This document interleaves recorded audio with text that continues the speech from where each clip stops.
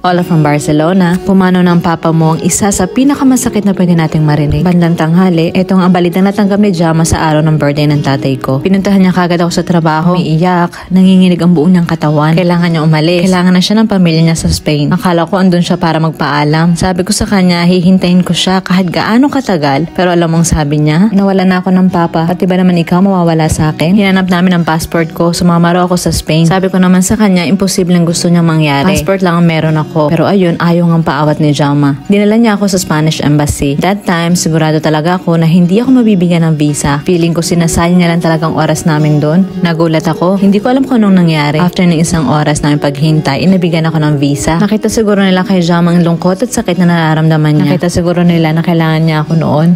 Pagkatanggap namin sa visa, ay saka siya bumili ng plane ticket. Gabi ang alis namin. Binilhan niya ako ng maleta. Nag-impake kami ng mabilis. Wala akong damit na pang winter. Pero bahala na. Ayaw kong dagdagan pang isipin niya. Mas importante makarating kami ng Spain. Nasa airport na kami. Tinawagan ko ang nanay ko. Sinabi ko nga na pupunta man ako ng Spain at babalik din after 15 days. Sabi ng mama ko, para ka lang mag-outing ko magpaalam ah.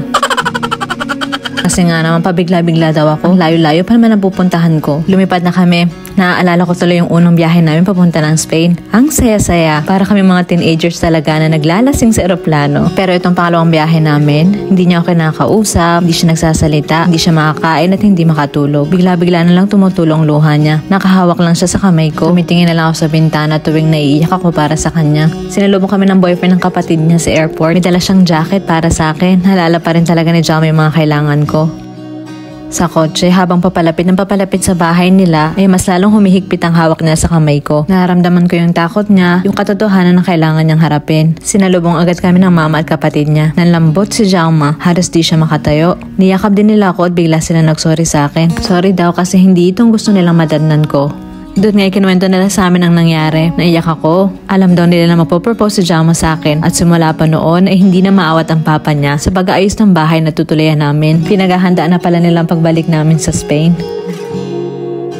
Sa araw ng libing, doon ko nakilala ang buong pamilya at kaibigan ni Jama. Punong-puno ang simbahan. Kapag naisip ko yung papa niya, napapangiti ako kasi nung nakakilala kami. Sabi niya, an apple a day keeps the doctors away. Yun lang kasing English na alam niya noon. Hindi man siya marunong mag-English. Sinisigurado niya na nakakaintindihan kami using sign language. Yung mga unang araw ko sa Spain, medyo malungkot. Tahimik ang bahay. Nagkukulong lang yung nanay niya sa kwarto. Ganon din ang kapatid niya. 10 araw na nakakalipas. Unti-unti na ako nag-iimpake. Unti-unti na rin ako nalulungkot kasi malapit na ako umuwi ng Pilipinas. Maghihiwalay na kami ng landas. Hindi ko alam kung kailan ulit kami makikita ni Jama. Isang umaga, hindi ko alam kung anong nakain ni Jama. Gustong magrebelde. Biglang nagbago ang isip. Gusto kong kidnapin. Ayaw na niya akong pauwi ng Pilipinas. Humanap kagad siya ng abogado. Iniregister niya agad ako sa munisipyo. Hindi mapigil. Sabi ng abogado, magpakasal na daw kami. Ito lang ang pinakamabilis na solusyon na pwede namin gawin. So yun nga, sabi niya magpakasal na tayo. And this time, sisiguraduhin kong may sing-sing. Parang naubos na yung kuko ko sa kamay, sa nervyos noong mga panahon na yon. Tumawag ako sa nanay ko. Sinabi ko naman na mukhang magpapakasal na ako. Sabi niya, ha? Kasal naman ngayon? Siguro yung sunod mong tawag, buntis ka na. Pumili na daw kami ng araw ng kasal. Dahil nasa dugo ni Jama ang pagiging romantic, ay pinili niyang araw ng puso dito sa Catalonia, Spain. April 23, San Jordi's Day. 1 week before ng kasal namin, parang nagdalawang isip ako. Parang gusto kong tumakbo at umuwi ng Pilipinas. Parang di ko kayang mamuhay sa Spain. Kasi bukod sa klima, may bagong kultura at may 2 lengguwahe pa na kailangan ko matutunan. Bigla akong natakot. Wala akong pwedeng takbuhan kasi mag-isa lang ako dito. Hindi man ako sigurado kung kakayanin ko. Hindi man ako sigurado sa sarili ko. Pero sigurado naman ako na si Jama ang gusto kong pakasalan.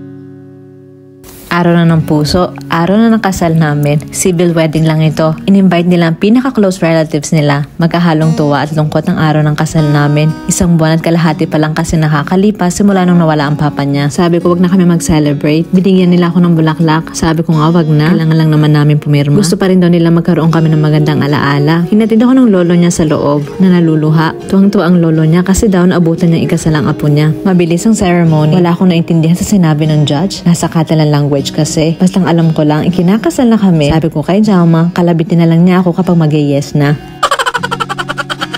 Unti-unti akong nakapag-adjust sa Spain. Hindi man ako marunong pa ng language nila noon. Naghanap agad ako ng trabaho kasi that time, kailangan ko pa ng suportahan ng pamilya ko. Tinatak ko na talaga sa sarili ko noon pa, hindi problema ng ibang problema ko. Ayaw kong iasa kay Jam ang responsibilidad ko sa pamilya ko sa Pilipinas. Luckily, mabilis ako nakahanap ng trabaho. 1 year later, namatay ang lola ni Jama. Binawian siya ng buhay. Nahawak-hawak ang kamay ng mga apo niya. Nakita ko si Jama na umiiyak ng sobra. Hindi lang para sa lolo niya, pero naalala niya bigla ang papa niya. Hindi daw kasi siya nabigyan ng chance noon na magpaalam.